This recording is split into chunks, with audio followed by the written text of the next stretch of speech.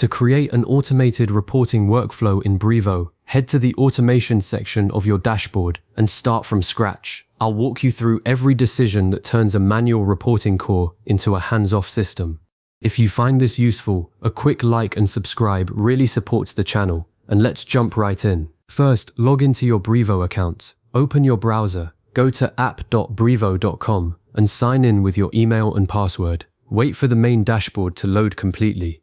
Before you click anything else, quickly glance at the account name in the top right corner. If you manage multiple Brevo accounts, like separate client profiles or a sandbox, it's easy to accidentally build automations in the wrong one. I've done that more than once and only caught it later when reports started going to the wrong team. So take an extra second to confirm you're in the right place. From the left sidebar, click Automations. The page now lists every workflow you've ever built, both active and paused. Even if you're certain this is new, scroll through the list and check that no existing automation already handles the same report. I've seen teams end up with duplicate reporting automations because they didn't spot one that someone else had already set up. A 30-second review now saves confusion down the road. Click the Create an Automation button near the top right. Brevo will offer you two choices: start from a template or create from scratch. Go with Create from scratch. The reporting templates that ship with Brevo are decent for basic use, but they often bundle in contact updates or SMS steps you don't need, which makes the workflow harder to debug later. Starting with a blank canvas gives you total control, and honestly, it only takes a few minutes. The workflow builder opens on a clean staging area. In the center, you'll see a plus icon floating above a dotted line. That's where your trigger and actions will snap into place. Windrain dert kelid en mwynien derby than buri. A panel slides out from the right with a searchable list of trigger events. Your trigger defines exactly when this reporting workflow goes to work. For campaign-based reports, I almost always pick campaign completed. That event fires the moment a campaign finishes sending, so you get fresh performance data without any manual action. Another solid option is contact added to a list if you're monitoring list growth or segment changes. But for performance reports, campaign completed is the one. Click it and the configuration screen appears. You can filter by specific campaign names here. If you leave it blank, the automation will run after every campaign. While you're building and testing, choose a single campaign name from the dropdown so you don't accidentally notify your team with half-baked reports while you iterate. Once you've made your choice, click Save and the trigger appears on the canvas. Now click the plus button directly below the trigger to add your first action, and the one many folks skip is a time delay. I always drop a 30-minute delay immediately after the trigger.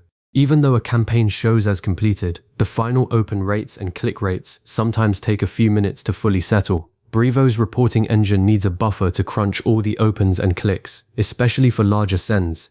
If you skip the delay, your automated report might show incomplete numbers. So click the plus, choose time delay from the actions list, set it to 30 minutes, and save. That little pause guarantees you're working with finished data. After the delay, add the actual reporting actions.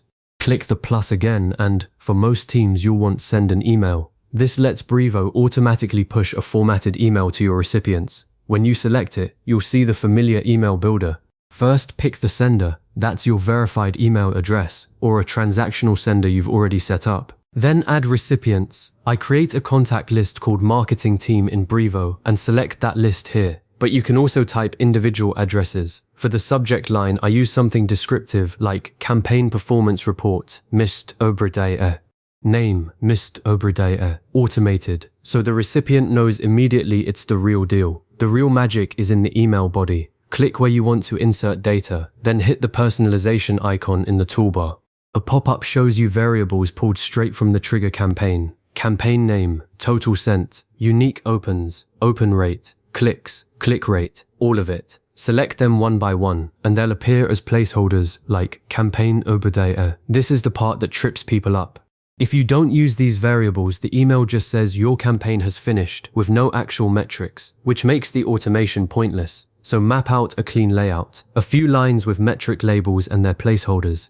I usually include a direct link to the full campaign report in Brevo as well, so the team can dive deeper if they want. Click Save once the email is built. Mist Obradea. If your reporting needs to go beyond email, you can use a caller webhook action instead, or in addition to the email.